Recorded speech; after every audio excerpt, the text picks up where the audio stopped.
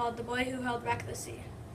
So once a long time ago, there was this boy named Jean. He couldn't come a good boy or a bad boy either. So one day, he was in church with his mother. He asked if he could be excused.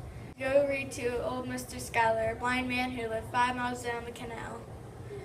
His mother blessed his son's loving heart and sent him off with a lunch and Mr. Schuyler's favorite rhubarb pie. So once he was out of his mother's sight, he didn't go right to Mr. Schuyler. He went to go sat by the king's statue and ate that pie up himself.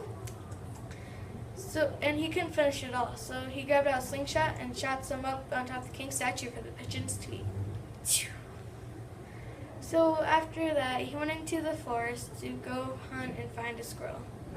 So once he found a squirrel, he killed it and built a fire to eat it. It was starting to get darker by now, and he was getting tired. So he went to his favorite spot by the sea walls and sat there. He was surprised to feel a little trickle of water running down his back. He looked over his shoulder and saw there was a little hole with water coming out of it. The mighty sea, was leaking through a small hole. So even a naughty boy like Jean knew a small hole and Chuck would get bigger and bigger. So he went to town and he tried to find a guard. Once he found a guard, he said that there was a hole in the sea wall. The guard said, "Naughty boys like you don't end in good endings." "I'm telling the truth," Jean yelled. "I'll send help with you. Just go back there." So once he got back there was no help following him at all. So he packed some dirt in there. A few seconds later, sputtered out. So he put his handkerchief in there. That sputtered out too.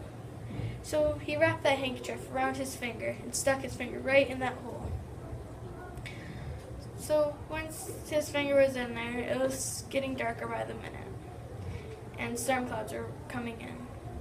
A few minutes later, he could hear waves crashing against the seawall, and he could smell the damp sea salt air. He was in an awkward position too. So after a while, guards started to look for him. One found him and went back in town to go tell the other guards. One had an idea of getting his mother and father. So once they got his mother and father and some other guards, they went back there. The mother and father wrapped him in a blanket and took him home, while the guards tackled that situation themselves. So a few days passed on, and Jean was feeling better, and he was up and going. And they held a huge celebration for the young hero. But Jean didn't go to that. Oh no, he went to go read to old Mr. Schuyler. The end.